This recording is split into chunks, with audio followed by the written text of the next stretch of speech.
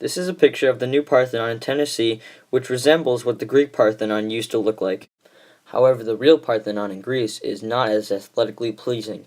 It was severely damaged in a war during 1687 by a gunpowder explosion. The limestone structure crumbled, leaving it severely scarred. I can't even imagine how mad Phidias would be to hear his 69 by 31, 20,000 ton of rock masterpiece simply blew up. This magnificent structure that raised the bar for ancient Greek architecture, which sits upon a limestone base and is supported by an array of 69 Doric columns, was dedicated to the goddess Athena. People from across the land would place sacrifices here and would come to praise her. However, this action continued to take place long after the Greeks were gone. The Parthenon also served as a mosque and a church. This project that only took 15 years to construct has lasted through the ages, has multiple uses, and remains to be an iconic location for Greek history. There are many theories about the construction of these mind-boggling creations. Some even claim the visit of extraterrestrials occurred. However, many historians, and I personally believe, they were constructed with pure science. The Greeks used a system of rope pulleys, scaffolding, and labeling of stones to build these colossal structures. Even with all these advantages, constructing and aligning the columns so perfectly would have been a tough feat to accomplish. Although they were hundreds of years and miles apart, the Romans had a similar style of building massive structures.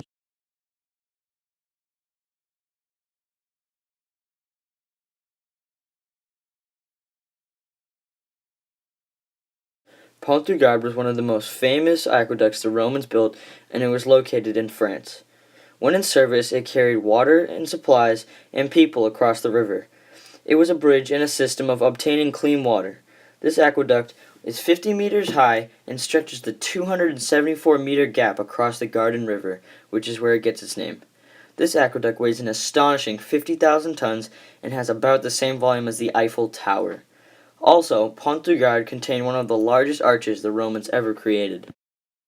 As stunning as the final product is, the process by which the Pont-du-Gard was created matches it in beauty. Much like the Greek, the Romans used limestone from a local quarry to build this aqueduct. And because they were building over water, they were able to ship the chunks of rock by boat over to the bridge rather than dragging it on land. From there they used pulleys to hoist up the rock and would work from scaffolding. The Romans were also known to make hundreds of sketches for each small build, making them precise and exact. Once done with the first two layers of the Pont-du-Gard, they moved on to the top. It is here where we see the true genius of the Romans. They coated the top layer in calcium in order to ensure that they didn't lose a lot of water that was traveling across it through cracks and through the bricks themselves. Building this aqueduct was no easy task, but the Romans decided to make it even harder. They didn't use any mortar or concrete, which we call now, to secure these bricks and to make them stick together, which means each cut had to be exact and must have taken hours.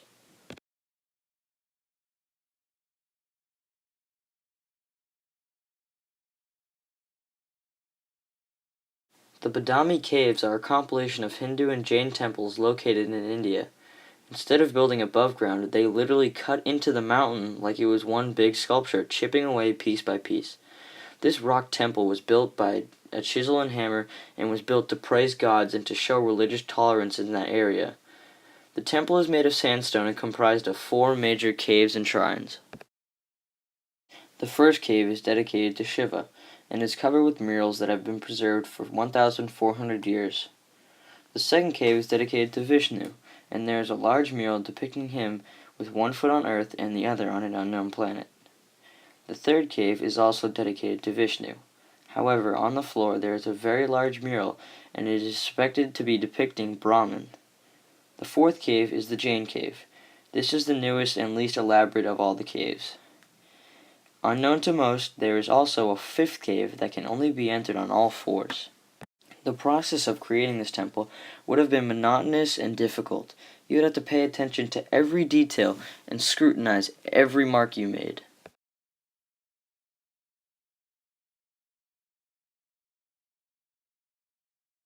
The South Patuyeo Temple was built during the Tang Dynasty. However, it was destroyed shortly after by the Ming Dynasty. After its destruction, it was rebuilt as a Buddhist temple. The temple included some new additions and now reached over 250,000 square meters.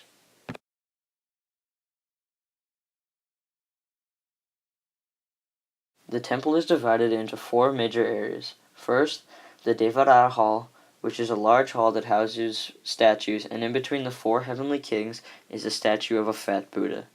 Next, there is the Mahaviriya Hall, which contains four different statues. Statue of the past Buddha, present Buddha, future Buddha, and the Goddess of Mercy. Third, there is the Debe Hall. It is a tower that houses statues of the Goddess of Mercy. And finally, a pavilion. This houses thousands of Buddhist scriptures, images, wood sculptures, and ivory sculptures of Buddha. This temple resembles many of the current households and temples in suburban and rural China. The temple is made of clay shingles, wooden supports, and roofing, and many of the temple's floor is limestone from a local mountain. The Patuya Temple was originally a temple for all, but soon after became a Buddhist temple. This was created for the purpose to serve Buddha and to praise him for what he has done. None of these cultures seem to have come into any sort of contact. However, the Romans did base a lot of their work off the Greeks' projects, but other than that, these projects show individuality. These structures were made by humans because it was a time of critical thinking and imaginative thinking. Expanding the list of possibilities was so easy because it was a time of knowledge and experimentation.